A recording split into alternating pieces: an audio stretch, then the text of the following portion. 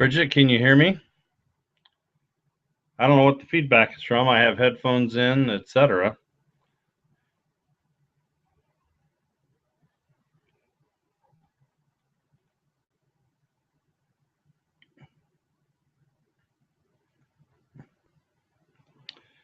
Hello, Bridget, can you hear me?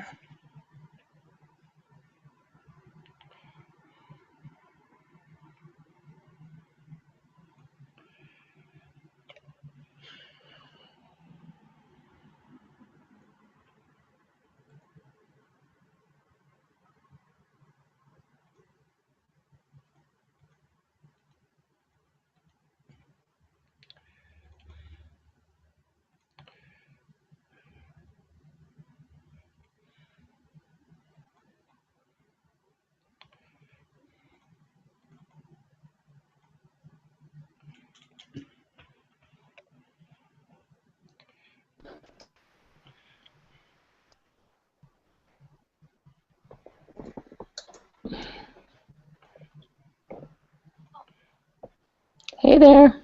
Hi there, how are you? I'm good. How are you doing? I'm good. Is there still feedback?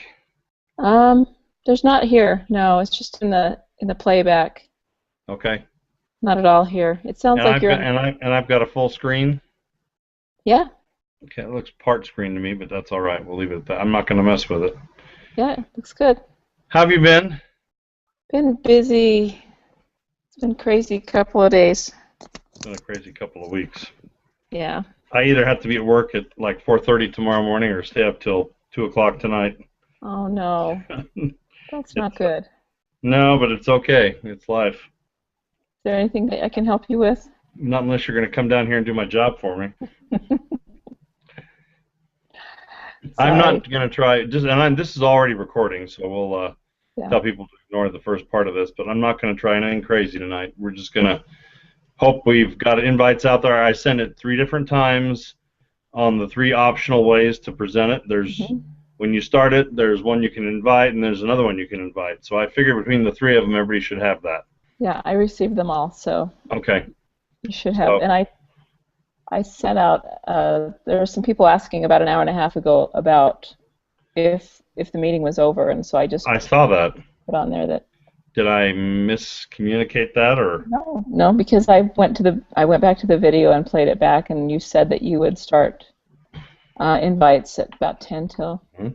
and that's when I got mine. So yeah, Okay. Well, it says 3 viewers, but you're the only one that shows up. Is there any reason that would be? I don't know. Let me see if there's any messages from anybody. I don't Because see anything. I should be able to see everybody if they're logging in uh, here. If they're just viewing, then they're just viewing, correct? Right. Okay. Hello to all of you that may be viewing. Sister Patterson and I are chatting here for a minute till we get everybody here in a couple of minutes. So feel free to get on camera. And Mike, would love to have you here instead of just the two of us chatting, and we'll even kick her out if we need an extra space. Mm-hmm. So.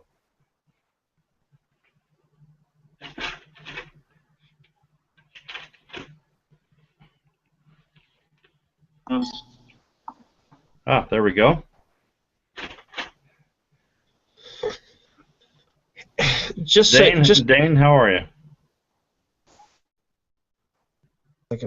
There we go. I'm unmuted now. Hey, good. Hey, by the way, and I don't know if this is what other people are experiencing, but I've been watching this whole thing, but when I clicked on it to accept it, it took me into a window where I had no interactive abilities, but I could watch and listen to you. That was it. How did you get here then? And then, well, so because I was struggling, because then I heard, is it Bridget? I heard her voice come on, and so I went back into my Google Plus account, and I noticed that it said accept, so I accepted it through that method, and then you popped up. So that was really strange, because I'm thinking, I wonder if they can hear me or see me, because it doesn't look like I. Yeah. So I don't. Anyway, just. Well, I think the Google Plus. What we're learning is the Google Plus acceptance is the best way to get in here. So. Glad you're here, Dane. Appreciate it. Yeah, no worries. Colby, how are you today? I'm doing pretty good. I'm in the laundry room again. It always happens that I'm doing laundry when we have these things. You know, it's a perfect time to do two things at once and multitask. All right, sounds good. I'll mute my mic most of the time so I don't have all that background noise coming in. And it's not bad, really, but if you've got headphones, it's good if you mute it, and it's okay if you aren't. Okay, sounds good. All right, we can do that. Sounds good. And I've got just a couple of minutes before 9, so we'll wait just a couple of more minutes, and hopefully some more folks join. Bridget, while we're waiting just another minute, tomorrow maybe I'm going to have to ask that if can you communicate with Casey and see if we can move our call to 4:30. Sure. I was asked to be on a conference call at 4, and if we could do that at 4:30, maybe you'll get to email before I do tonight. That'd be fine. Is that okay with your schedule? Sure. Yeah, I'm good.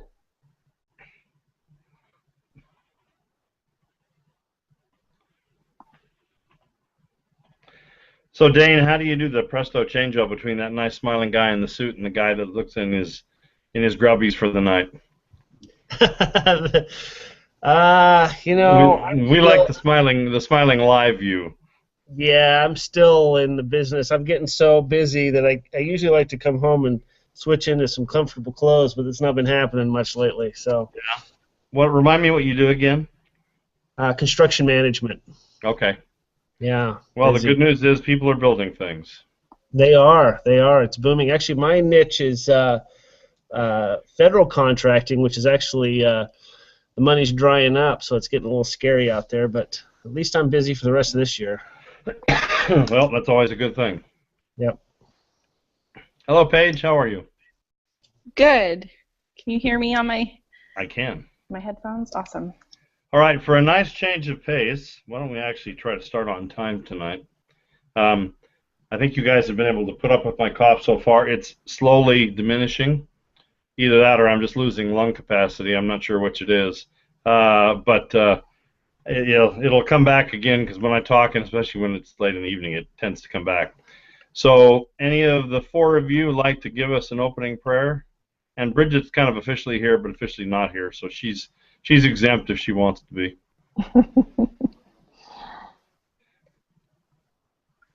I can do it, I guess. Wonderful, Paige. Thank you very much. Yep, of course. Our Father in heaven, we are grateful for this blessed opportunity we have to gather across the world and to meet tonight for our class. We're grateful for the opportunity we have to study at BYU Idaho and receive an education. We ask that the Holy Spirit might be here with us and it might guide us as we discuss the principles and lessons that we have learned this week. And we pray that all those who are not making it here may be able to see the recording and learn what we discuss here tonight. And we pray for these things, Father, in the name of thy Son, Jesus Christ. Amen. Amen. Thank you very much. All right, welcome. Chris, how are you tonight? Good. Sorry I'm a little late. Oh, that's fine. No problem. Well, I have a brief spiritual thought. This is a family related, and I don't have pictures to show you, but I have a couple of stories. My wife is one of 4 sisters. 3 of the 4 of those are here this week, and one of them lives here, but the other one came from your neck of the woods, Bridget. Came from Idaho Falls, flew down for the week, and they are going through literally large boxes of family pictures, family history, you name it. And my wife was showing me tonight pictures of her grandfather and his brother. They had a couple of small bunnies. They were farmers, and they just had this kind of old, funky little picture like the couple with the pitchforks, except it was brothers with the bunnies. And a picture of her grandfather in Yellowstone in a suit and tie and knickers. And it was really cool. And my point in this is, my spiritual thought is, and if you look on the, I believe it was on the church website just now, they had an article on family histories, meaning journals, meaning you and me writing our family history, because the comment they said was, it is writing history. My wife and her sisters have found some letters.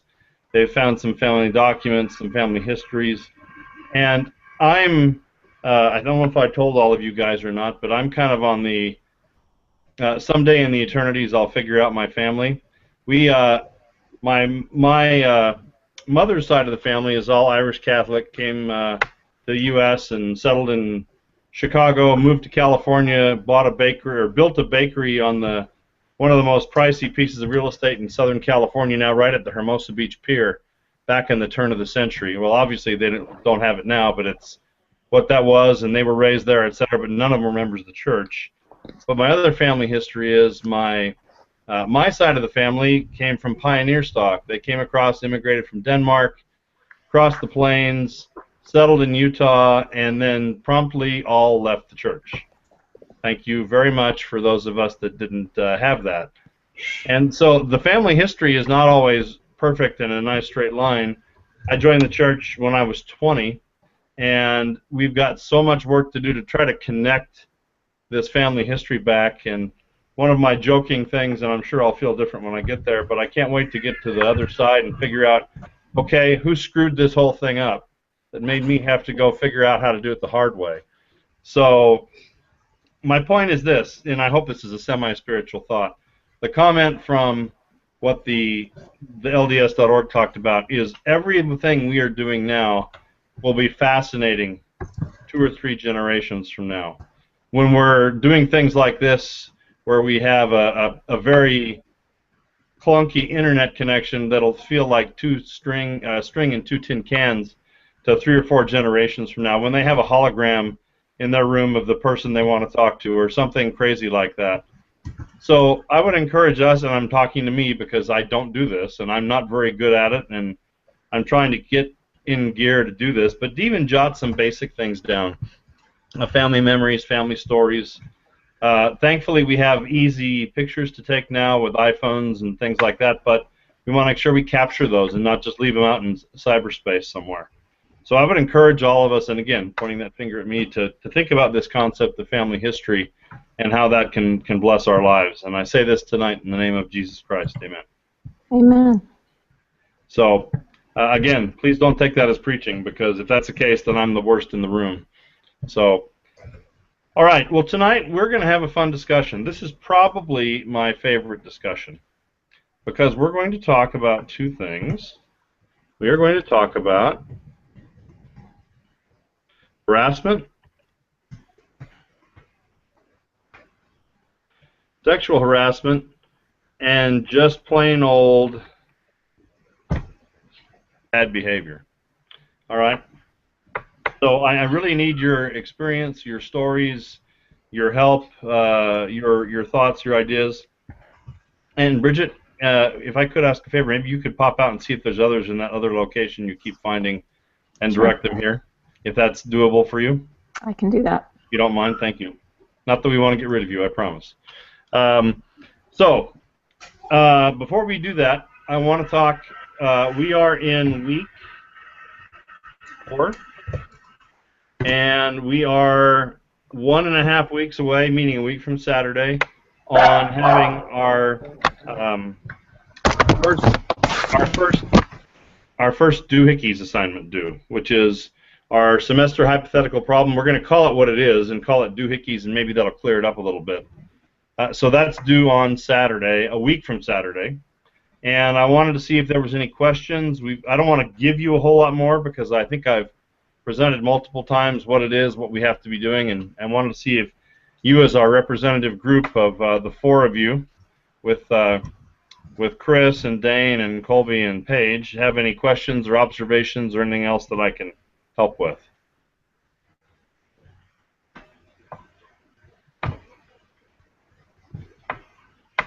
Okay, let me ask you a couple of questions. Is the assignment clear? Have we presented you enough information on what to get done? I feel that it's fairly clear. We talked about it in our group meeting last week, and everybody, we felt we're all on the same page and ready to kind of move forward with it. So. Excellent. Okay. I think we are too. We've been communicating now and getting it set up. So. Okay. All right, Colby and Paige, thanks. Chris, can I ask you? Yeah, I agree. We've talked a little bit about it in our group meetings, and we've kind of set apart what each of us want to do and how we're going to go about doing it. So.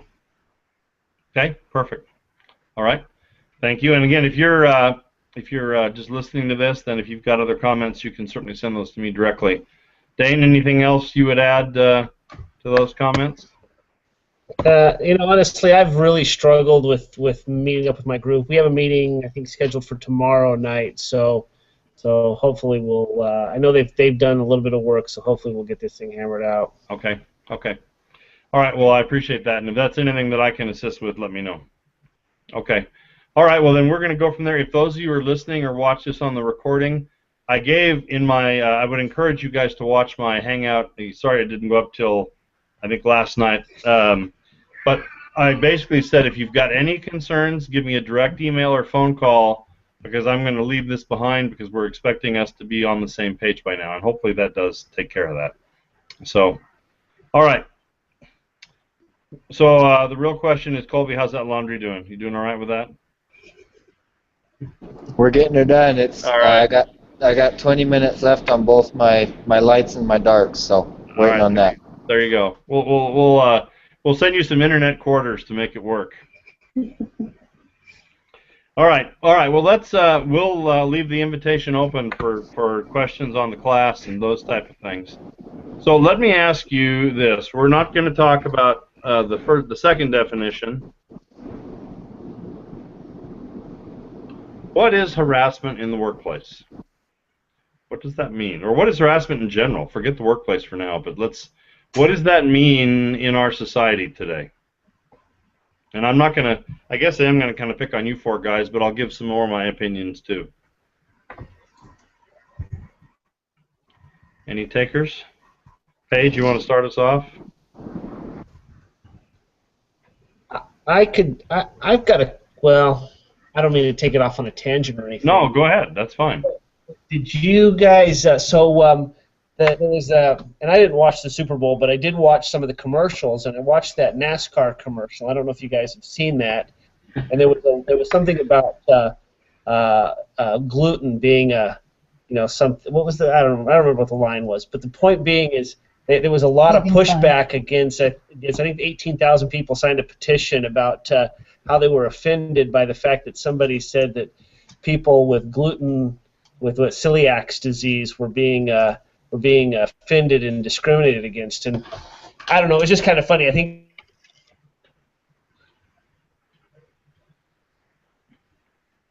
Danny, you there? Don't get me wrong, there is a lot of discrimination out there.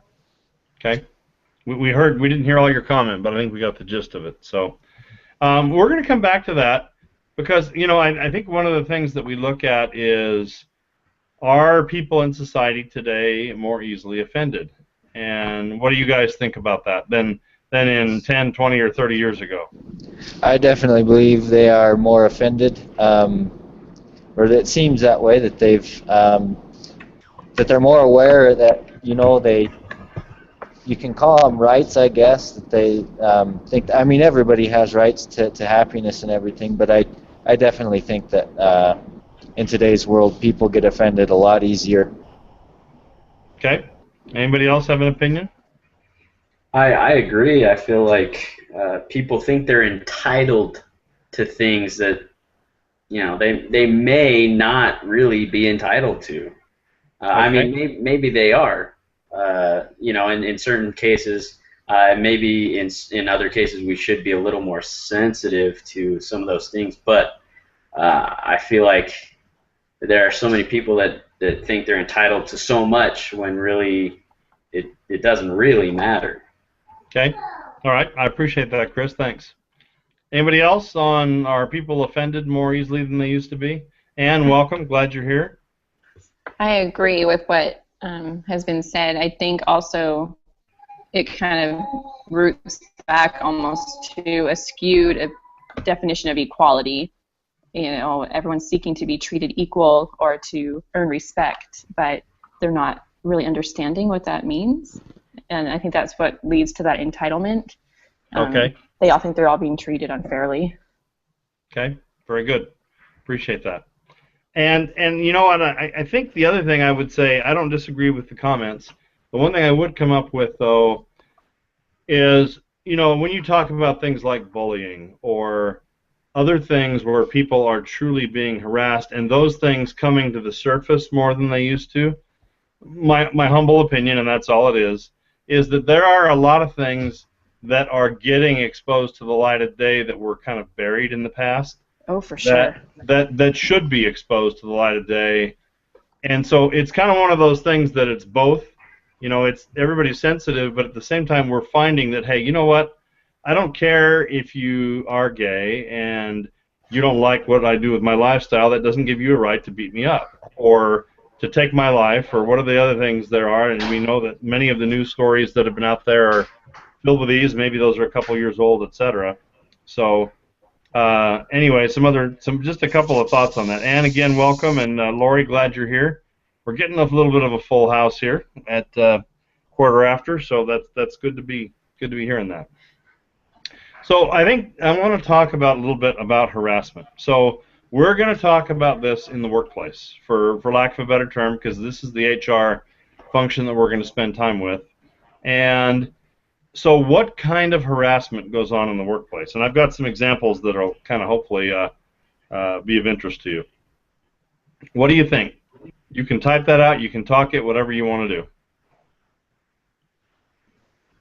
Well, I just like to say it just because I like to say quid pro quo, but that's about it. That's so and it, you know, and that's kind of one of those things that really doesn't occur, at least from my perspective, that often.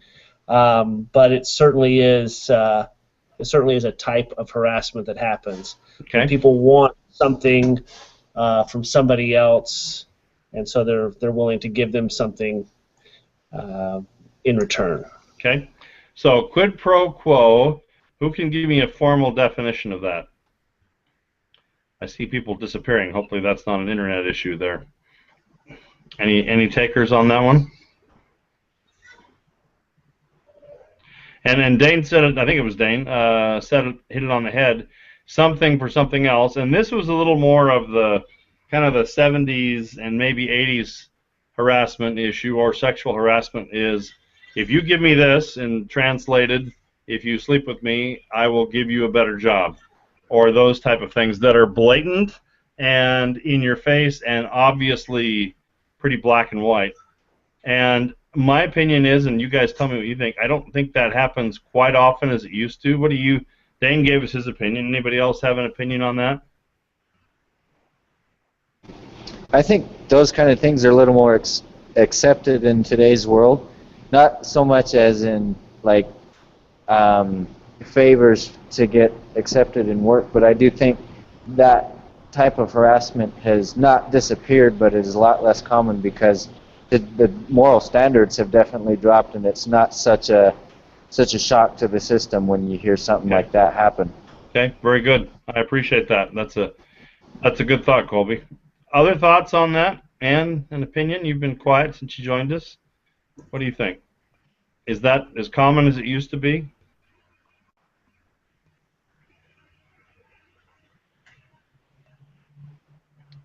I'm not sure Anne can hear me. She's looking tentatively at the screen, so maybe I'm not being clear. So, all right. I don't think it's as common anymore. Okay. Is that Lori? I'm sorry, I didn't. Yep. Oh, go ahead. Finish your comment, Lori. We'll come back to Anne. No, I agree. I don't think that that's as common anymore, and I agree. It's probably because the standards have fallen so low that it isn't that shocking to people. Because I'm always amazed that people don't take offense when comments are made like that, you know, sexual comments, anything like that. Okay. All right. Anne, didn't mean to cut you off. Go ahead. Did you have something you wanted to add? Oh, sorry, I didn't know. I didn't hear you say my name. It kind of cut out there. But I think what happens more is people just have looser morals. So, you know, if they do have like consensual sex, then they think they are getting favors. They're working their way. They're using that because if it is in the workplace, that's my kind of feeling that's happening, or at least TV portrays that. Okay. Which may or may not be a snapshot of society. So, well, and let me kind of come full circle here. Let me ask you this. With the probable exception of the campus of BYU, Idaho, tell me, where do most people form relationships? In a bar. Okay. Good guess. Good guess, but not the number one answer. I'd say at work. Okay. Clearly, the one place that people form relationships, even more than a bar or friends or whatever, is at work. Okay? And why is that? I mean, this is not hard to figure out. Why is that the case? That's where you spend all your time. Okay? In unison. We spend our time there. Okay? And most of us wish we didn't, but we do. Okay? So, I'm just kind of painting a picture here. So we have relationships that occur at work, which means then I have dating that occurs at work, and then I have asking people out that occurs at work. So if I keep going down that list, what else might be happening there on the harassment issue? If I've got that as an okay thing, what else could happen there?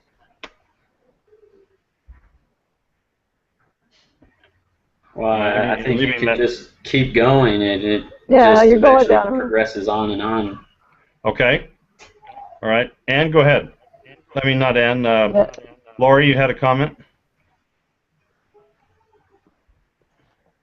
Oh, I thought you did. You must be coming in and out. Sorry, okay. I did. I was just going to say that, you know, that's where I met my husband, but, you know, at work is also where I probably had the most harassment as well. Okay. You know, let's talk about that for a little bit, because we're going to talk. I was going to go to the other harassment first, but we'll do the sexual harassment, then we'll come back to some other things. So if there's dating, when you have someone that asks you out, and hang on here, the answer is no. What can be a problem with that? So you're working with a coworker, he or she asks you out, and you tell them no. Well, what does that set the stage for? Can people be offended by that? People can actually definitely be offended by that. Funny story, and it's not like she didn't tell me no. I actually asked a girl out that started working with us this week, but kind of the topic has come up. Well, what if it doesn't work out? It's going to be awkward for one of us. I personally won't take offense to it if she says no, she doesn't like me back, but I can see definitely other people how they could take offense to that, and especially if it's a superior asking someone lower down, they could use that for their advantage and, and kind of, pile the work on them and do all sorts of things that it's unacceptable. Well, and that's where things get interesting. All right. So let's say it goes well, and it goes well for 6 months or 3 months or 2 months, and then it goes sideways. Can that be a problem when those people are in the same department, or in the same work area, or in even the same company for that matter? There's lots of things that can get problematic there. What are some of the things that could go wrong with that? What do you guys think? Well, I think communication is going to start to deteriorate if one has one opinion of someone and the other has, a differing opinion. The communication is going to suffer. Okay. All right. Very good. How about the team? They're on the same team. What often happens? You have people that start dating. What do people start doing? It's all great. What happens if it goes sideways? What do people on your team do? They divide and they pick sides. Mm-hmm. They pick sides. It's her fault. It's his fault. All right, so they pick sides. And there's blame that starts happening. It can happen. Now, again, lots of times, and I don't want to put a damper on this, if most people meet at work, that can be perfectly fine. Lori, I think, said she met her husband at work, and I'm sure that went on. Life is good, and everything's fine, and it does happen that way a lot. But in the world that I live in, most of the time this doesn't happen. But, you talk about things like unfavorable treatment or work assignments or pay or other things like that. It can get complicated and get kind of difficult really quick. So I think that that's the thing to keep in mind, is that I don't think this is a no, it should never happen. But how do we try to keep this positive and working? I mean, how do you think? Well, let me, before you get to that question, some of the things that can go wrong in the workplace when it comes to harassment. I'm just going to go through a couple of things here. One is same-sex attraction. That is an issue that's very big. If someone that's the opposite gender asks you for a date and you tell them no, lots of people might say, yeah, whatever, not a big deal. If it's someone of the same gender, male or female, that asks you out, well, what does that do? Does that throw the workplace into a little bit of a, oh my gosh, what is going on here type of thing? So same-sex issues are huge. And it's been around a while, transgender issues with things like restrooms and is it a he or a she, whole issues like that. Those things do happen, not very frequently, but they do happen. You've got issues on relationships that are open. You have relationships that are happening behind the scenes that nobody knows about, or maybe one person knows about, but the rest of them don't. You have relationships that are friendly, and you have relationships that aren't friendly, meaning they're physical in nature and there's sexual relations going on, and that can make a change in the workplace. So it really can be a big, giant pot of stuff happening in the workplace. Any personal examples that you've had in your workplace, leaving folks' name out, obviously, and protect the innocent as best you can? Do you guys see any of this, or have known family that have dealt with this in your workplaces? And let's try to get a few examples out there before we go to the solution and how to make it better. I worked in a place, a corporate office, where we had someone who was like in management, and he was he was gay, and but he was really professional, and it was no problem. But there were some other people that were entry level. They were always coming to him because they were the same sex attraction. They were all they kind of had this buddy system going on, and they weren't always professional is the problem. But okay. I think, were expecting favors from this management guy to help them in getting things Okay. overlooked and stuff. So.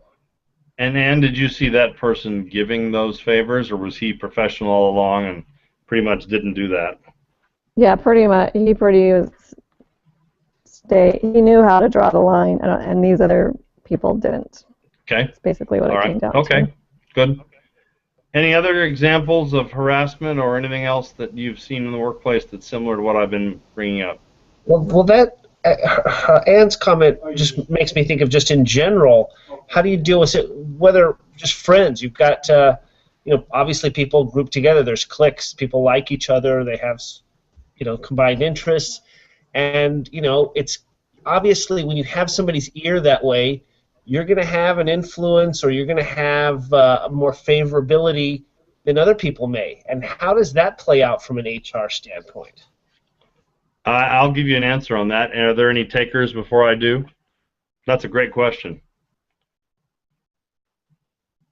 Thank you, Dane, for that question. All right, well, here's the thing. One of the things I want to make sure I'm clear on, relationships will always be at work.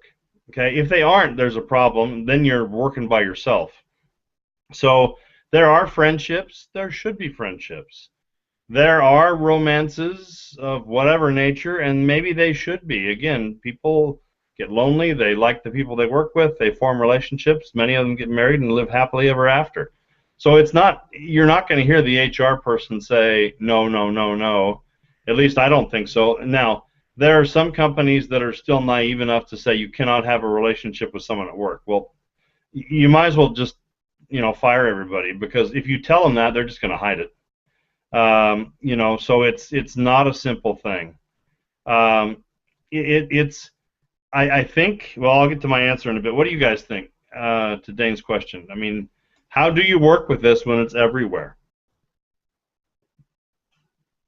Trent, you've been quiet. Any opinion?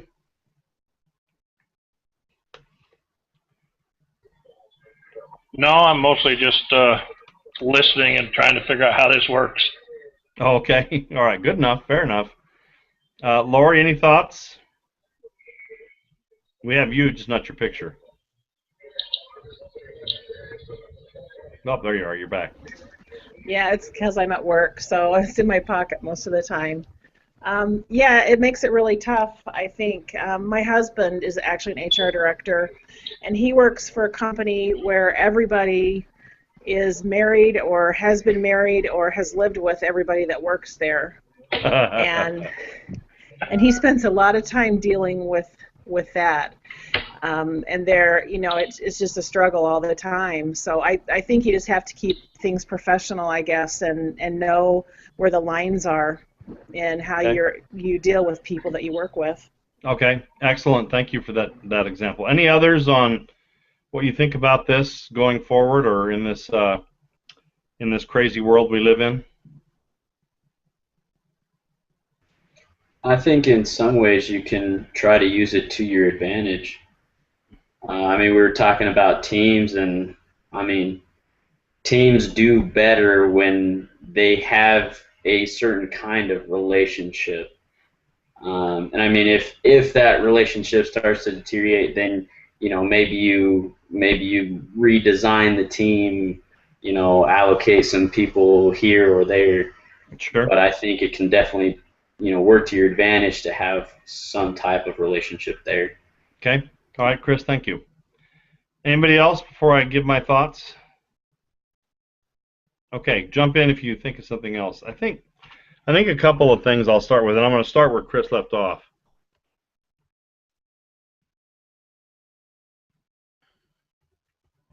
First of all, relationships are okay, and again, I don't have spell check on my thing here, and it's a little bit tough on the eyes, so I'll do my best to try to make it work out okay. Relationships are okay. They're going to happen. All right? It's just that simple. I think a couple of other things are the word no. If somebody says, I don't want to have a relationship that is friendly or dating or sexual or whatever, and the person says no, they need to be respected. You can probably ask again just in case you misunderstood, But absolutely, positively, if you've been turned down twice, that never ought to come up again, whether it's you or people in your group. So what I'm trying to do is give what I think is okay. It's okay, and you're not going to get a sexual harassment suit if somebody at work goes up and asks somebody else out. You know, that's just not going to fly. Nobody's going to take that. The court doesn't care. That's just relationships in today's world. But if it happens again and they say no, okay, then there's your warning sign. So the other thing I would say from an HR perspective is if people are telling other people no, that has to be respected. I think the other part, there are boundaries with this. I don't know how to say this semi-delicately. I think there's things at work that need to stay at work, and there's things that are out of work that need to stay out of work. There are the things that are sexual harassment in nature. Stories. I'll call them tales, be they tall tales, be they real tales. People should not come to work and tell people about their sex life. Okay, it's that simple. People should not have to put up with that. Now, the other one that comes to mind are jokes, and we'll get into those a little bit more in a minute here. You know, the issue with those are it's a problem even if people don't complain about it. So I guess what I would say is interaction is going to happen. There's going to be relationships that form. Some of them may be great. Some of them may be not so great. But I think you have to have respect for other people, know where the lines are. If somebody says no, that's important. Thank you, Ann, for that comment. You know, and you don't want to make it a workplace where nobody talks to each other. You don't want it sterile. You don't want it perfect. It's not going to be that way anyway. But when things get out of hand, the point is with a human resource person or a regular manager, you have to know when to say, hey, come on, talk to me for a minute. I overheard that comment you made in referring to so-and-so as blonde or so-and-so as cold or something else like that, or you made a joke about their love life. Just want to let you know that's not appropriate. If that happens again, there can be further disciplinary action, and I would really recommend that you don't do those things. So the type of thing we're talking about says you have a responsibility as a manager or an HR person to monitor and to fix those things. I've been talking too long. Other comments along those lines from you guys? There was something I wanted to add about keeping work at work and personal life and personal life. I kind of similar situation.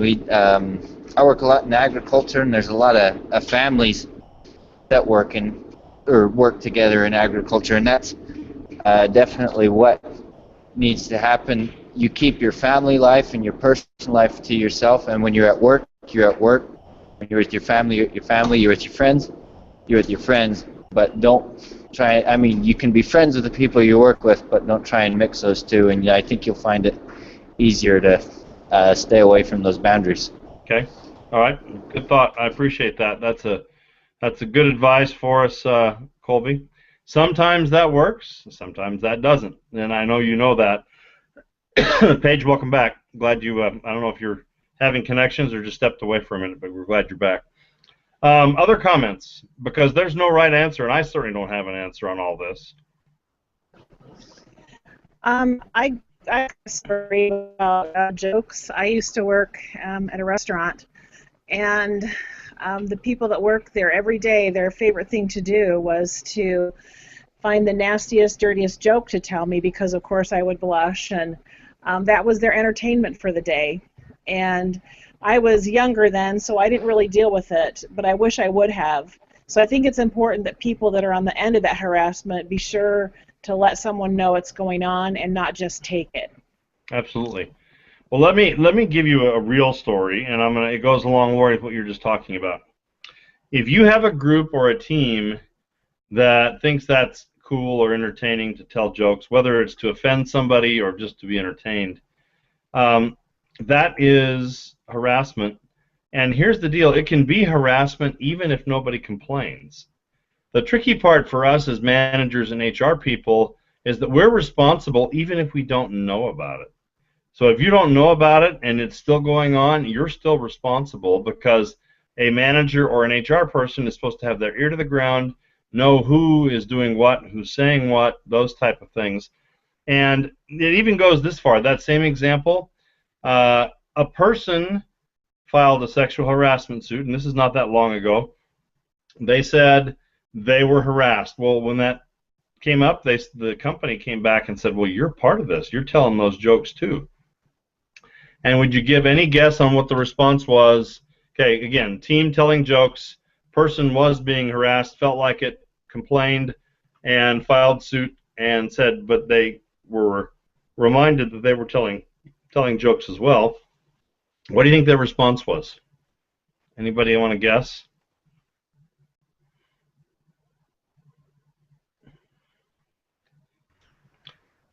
Probably no, I wasn't. I don't know. Okay, well, close. Yeah. I wasn't in the room. Okay, well, you're close, but not quite. They admitted they did that. They did it because they didn't want to feel ostracized from the team. They didn't want to feel like they weren't part of the group, so they felt obligated to tell those jokes, to tell those stories, and to participate in that way. And so, let's see. One of you has a mic that's not muted. We probably ought to get a mute on. Colby, I think that might be you. I think I've got mine muted. Okay. Or let me try. Sorry. Okay, no problem. I'm using my computer and it's picking up a lot more sound. Yeah. Hold up. All right. Either muted or maybe you can just pop out and come back in. Sometimes that helps. It's kind of crazy, so thanks for that. I appreciate it. I'm not trying to kick you out, I promise. So, even if that person felt that way, and that's how complicated this is. So, in harassment, yes, you could be the one filing a charge or a suit, but you were the one participating, and the reason they did was they felt like they were being left out of the team. Any reaction to that? Yes? No? What do you guys think? Well, I would think with that that it's kind of a nobody wants to be embarrassed. Nobody wants to be somebody that's left out. It may also be a slight form of bullying too. Absolutely. They just want to. It's kind of like the wolf, like a pack mentality. Everybody just somebody says something, everybody else starts chiming in, and you just get that type of situation going on. Okay. Very good. Thank you, Trent. That's a great answer. I appreciate that. So, this whole thing, again, what is it? It's complicated. It's tough. It's difficult. It's extremely hard to work with. And that's difficulty when it comes to this. So let's take this beyond jokes for a bit. There's the concept of touching. And I would argue it's okay to touch people in the workplace. The question is where, how often, and if you know somebody does not like to be touched, what do you do about that? Anybody have any experience with that one? I've got a couple I'll share, but want to hear from you first. Touching, is it okay? Is it not?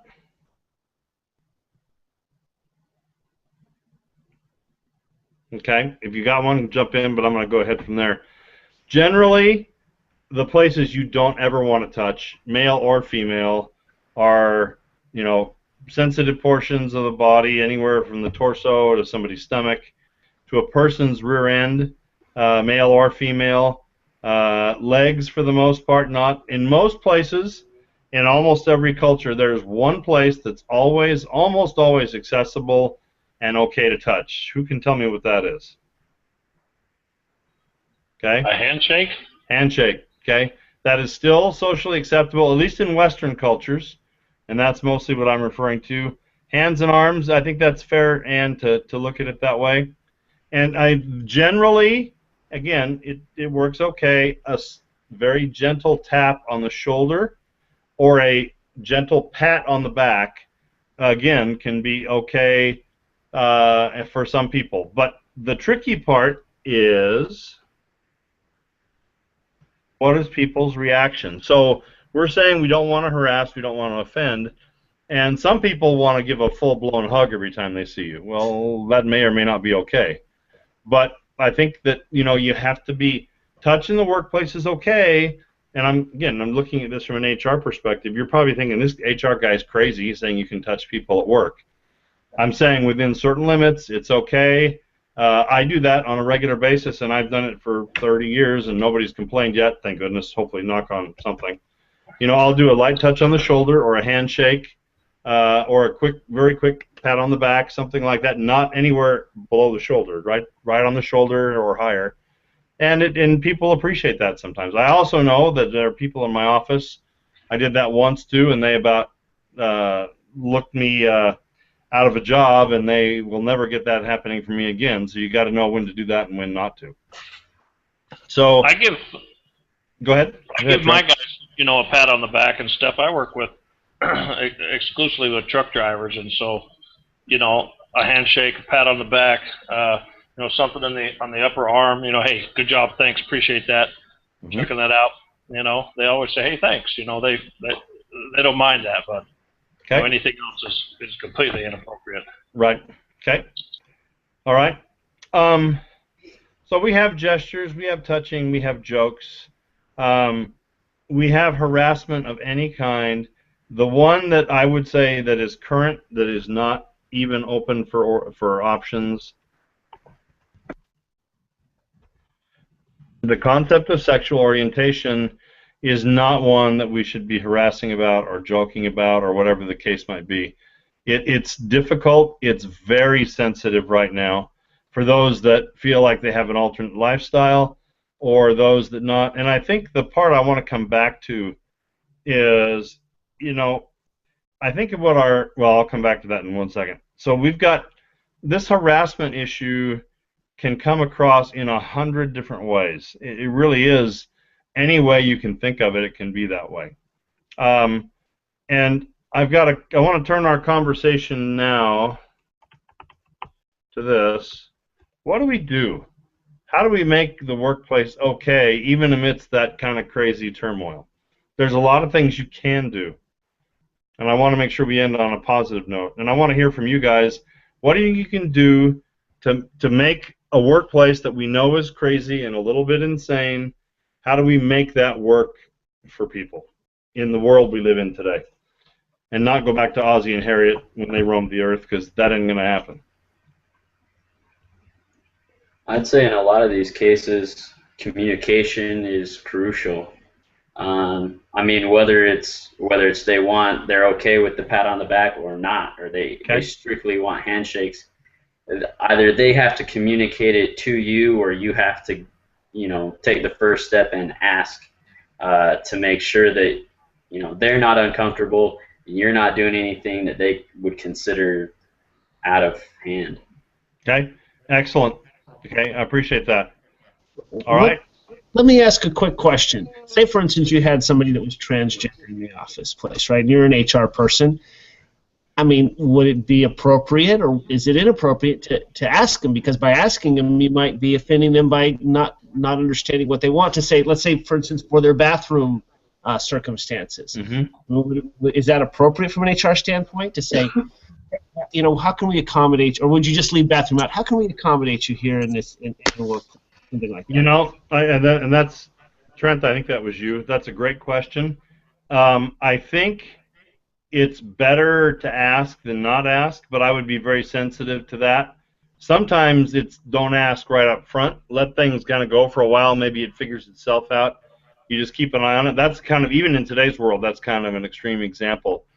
So I think it's one that you have to be sensitive, but you have to know the right time and the wrong time to ask the question. Certainly things like completely in private, you know, without a hint of accusation and other things like that are part of that as well. So I think that comes back to the comment we just heard, that communicating is important. We just have to do it the right way and at the right time and in the right places.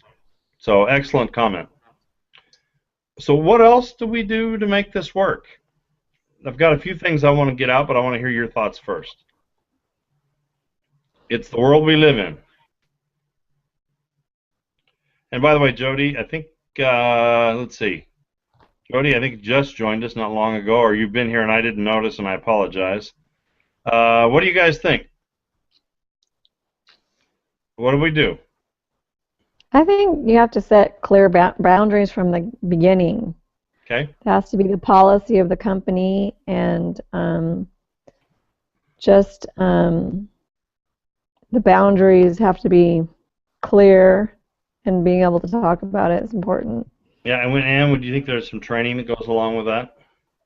Oh, definitely. Okay. I think, the element of professionalism is really important to me in school and also in the workplace. Let's be professional here. We're professionals, and this is not professional behavior. And when we represent this company, we should be professional in all aspects with each other and, representing ourselves to another company. Okay, excellent. All right, thank you. That's a great, insightful answer. All right, what else? What about the rest of you?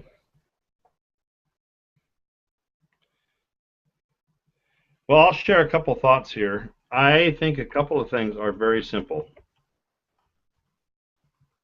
One is, and I would say, know your team. If you're a leader, fine. If you're not a leader, fine.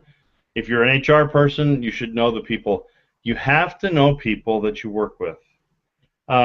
A couple other things is that you have to read the people you work with. Most often, people are not going to walk up to you and say, this person's been harassing me. Most often, it is quiet, it is silent, and people many times just disappear. All right? So knowing if someone's having a bad day, watching their face without being, a stalker, making sure you're asking how they're doing, and also not just asking how they're doing, but asking specific questions, and and getting to know them. Colby says training meetings with everybody so that we can be on the same page and what's appropriate or not. Absolutely, thank you, Colby. That's absolutely correct. So it's getting to know people. It's also,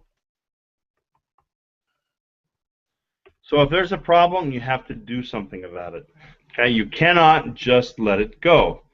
You cannot ignore it. That can end up in a big issue, legal concerns and everything else to go with that. I think the boundaries have already been talked about multiple times. I think you've got knowing people, knowing when to draw the line. The other one we've heard many times as church members, that is, set an example. You should not be part of that problem. Again, if you're dating someone in the workplace, then great, but just make sure that those things stay above board and work well for you. What else? I've given a few.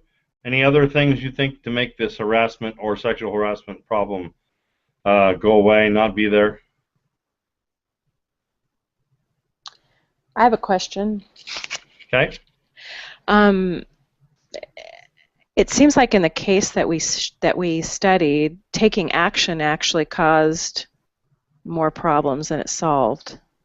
It seems like maybe sometimes, I don't know, I just wonder about being sensitive to the situation, and sometimes maybe a better solution is a transfer or something like that. I don't know, without, especially given a situation where if there's harassment, but you're well aware that there's no way to prove one word against another. I mean, right. And then, so you're saying, well, gee, I can't just fire this person because that's going to be a problem on top of the problem. Is that what I hear you saying? Well, just in the case that we studied where it caused a lot of problems trying to take action, whereas it might have been able to be handled in a subtle way, or things might have been able to set up to make sure that we actually have enough evidence against someone to really have a case.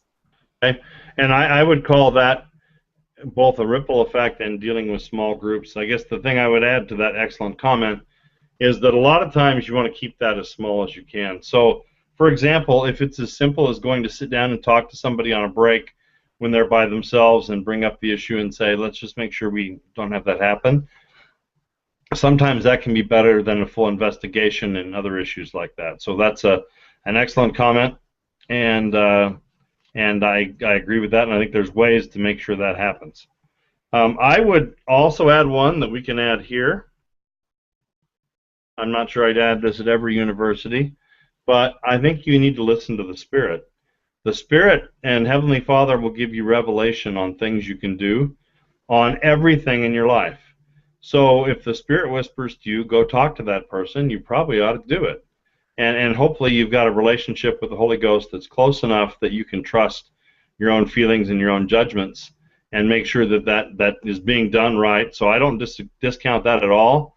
I've had that happen hundreds of times in my work life, and I'm a firm believer in that. And if that takes a little practice, then great. But I think that, you know, you can go along and use that as well. I think we have the golden rule at play, and that's not he who has the gold makes the rules.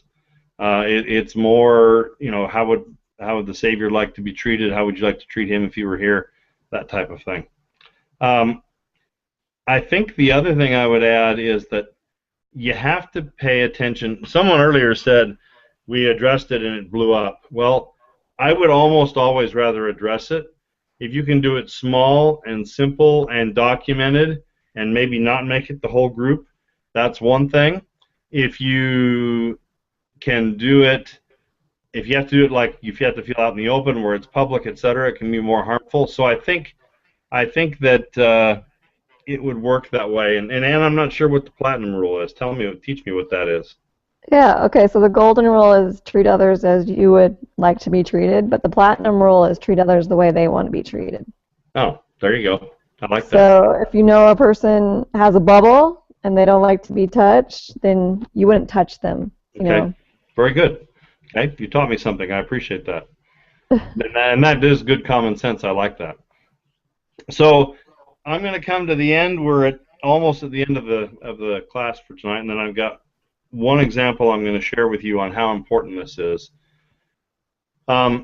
This concept is in this topsy-turvy, crazy world we live in.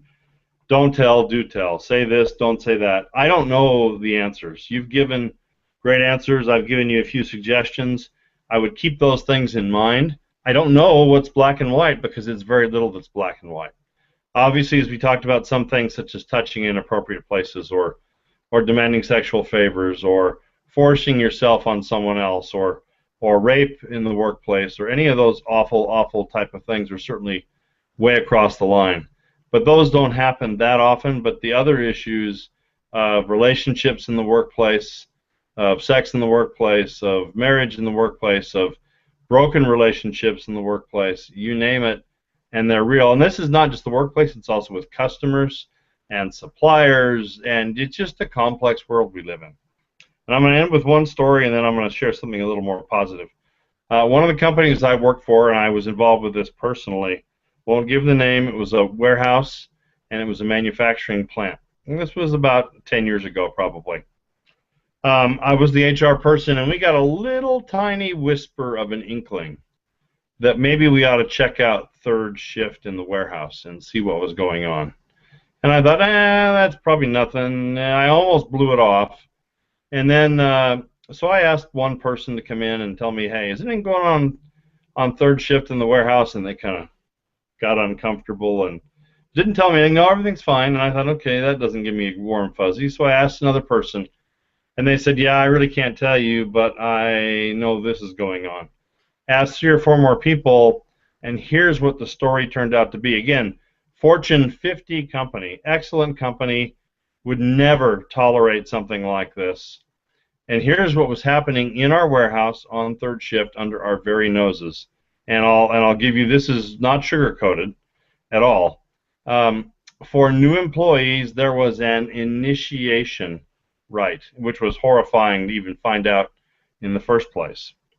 That the new person would have 2 very strong people, one on each side, line up with that new person at one end of our warehouse.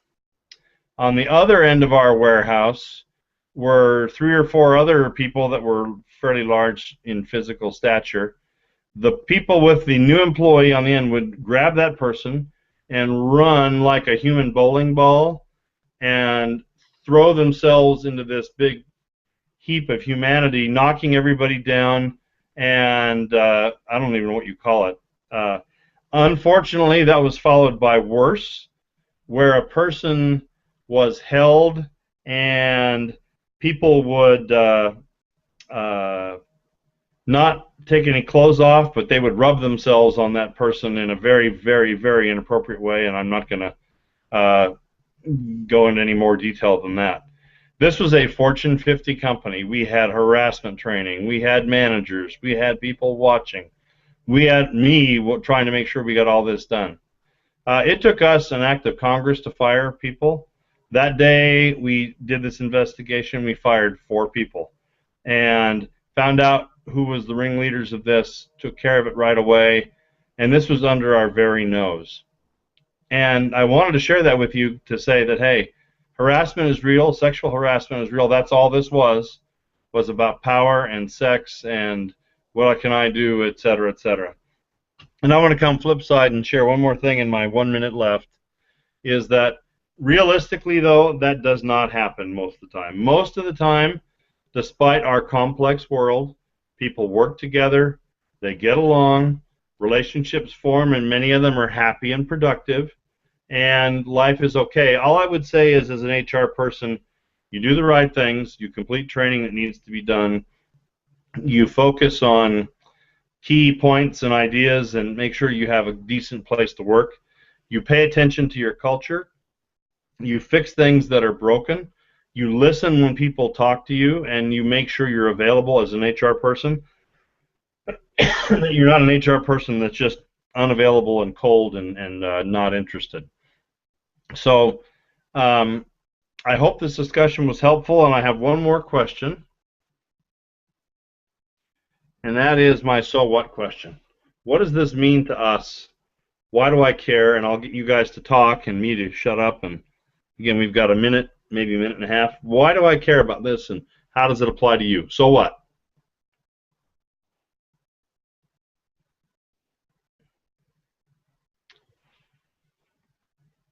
Paige, your opinion? Sorry, I had to find the unmute button. You know, it's important to talk about this stuff. I think if we don't, then it's just going to keep happening. And I think it comes down to empowering people, you know, when it comes, I mean, in most situations, I feel like it comes down to some sort of bullying in one way or another. And people, we don't teach people how to stand up to bullies. And of course, that's becoming more prevalent in our society, which is great.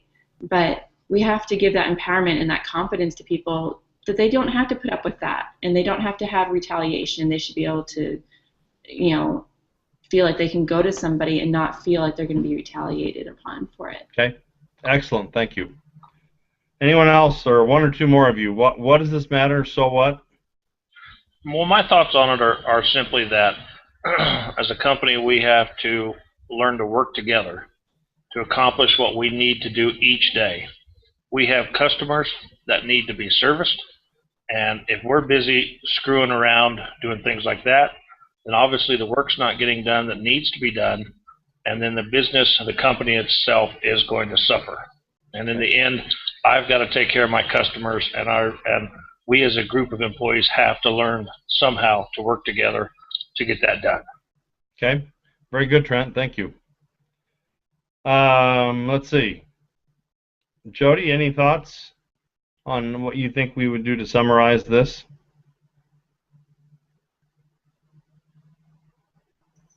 I missed a lot of the discussion, so I don't feel as engaged as I should. I agree with what Paige said. I feel like in my lifetime things have changed quite a bit on this particular subject. I feel like as 30 years ago, that it was looked upon much more acceptable than it is today, and it simply isn't acceptable. And I am grateful. I mean, in some ways, I think a lot of regulations can be looked at as bad, but I'm grateful that it's come where this isn't acceptable. We have to look at each person as an individual. We need to treat them with respect, and that includes all these different aspects. And so I am grateful that we've, I guess, come from where we used to be 20 years ago. Okay, very good. I appreciate that assessment. Colby added, if we don't draw the line somewhere, who knows where we could end up. Absolutely, Colby, thank you. All right, one more comment in our, we're a couple minutes over. Any one last comment to close us out on this, on so what and why?